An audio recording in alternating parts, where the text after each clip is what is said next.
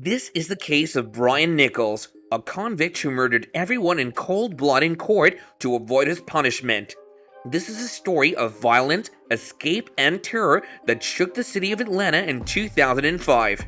Brian Nichols was born on December 10, 1971 in Baltimore, Maryland. He grew up in a middle-class household and attended a Catholic church. He later went to college in Pennsylvania, where he played football and was known for having a knack for trouble.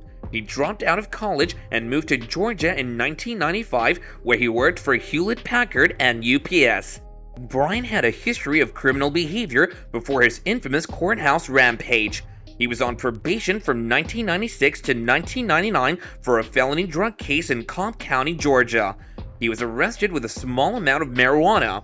He also had a restraining order against him from his ex-wife, who accused him of domestic violence and stalking. In 2004, Brian was charged with the rape, kidnapping, and assault of his former girlfriend, who he attacked after discovering she was dating a minister from the church they both attended. He allegedly beat her, held her at gunpoint, and sexually assaulted her for several hours.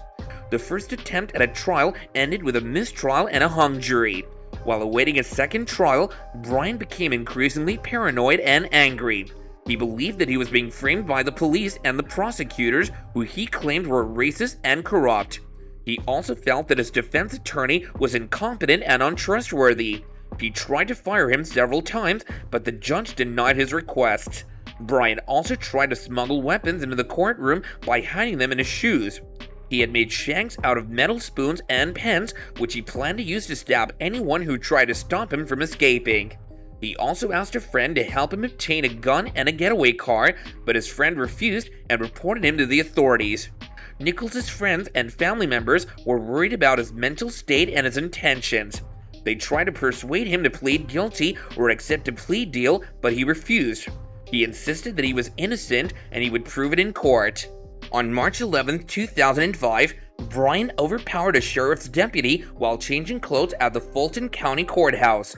He stole her gun and beat her into a coma. He then changed into civilian clothes and entered the courthouse and the chambers of Judge Roland Barnes, who was presiding over his rape trial. He held 3 people at gunpoint and demanded directions to Barnes' location. He then entered the courtroom from behind the bench and shot Barnes and the court reporter Julie Brando in the head, killing them instantly. He then went down the stairwell and shot another deputy, Hoy Teasley, in the abdomen. Brian then fled the scene, stealing several vehicles along the way. He was featured on America's Most Wanted during his manhunt. He carjacked a woman named Ashley Smith at gunpoint and took her to her apartment, where he held her hostage for 7 hours.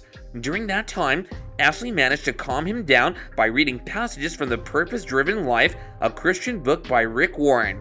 She also convinced him to let her go to see her daughter. She then called 911 and gave them Brian's location. 26 hours after his escape, Brian was surrounded by police at Smith's apartment complex. He surrendered peacefully and was taken into custody. The prosecution charged him with committing 54 crimes during the escape. He was found guilty on all counts on November 7, 2008, and was subsequently sentenced to life in prison without parole. Nichols' rampage left 4 people dead, including Judge Roland Barnes, court reporter Julie Brandau, Deputy Hoy Teasley, and federal agent David Willem, who Brian killed while on the run at his home. Their families and friends were devastated by their loss and demanded justice for their loved ones. Brian's daughter, who was born just days before his escape, reached out to him in a letter saying she loved him but didn't understand why he did what he did. Brian later claimed that he regretted his actions and wished he could take them back. However, his claims were rejected by the jury and the judge, who said that he was a cold-blooded killer who acted with premeditation and malice. Brian Nichols is one of the most notorious criminals in American history.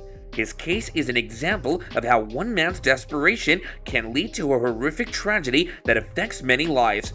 So that concludes today's discussion. We hope you found it informative and thought-provoking. If you enjoyed the content, then please remember to like this video and subscribe to our channel. We'll be seeing you next time.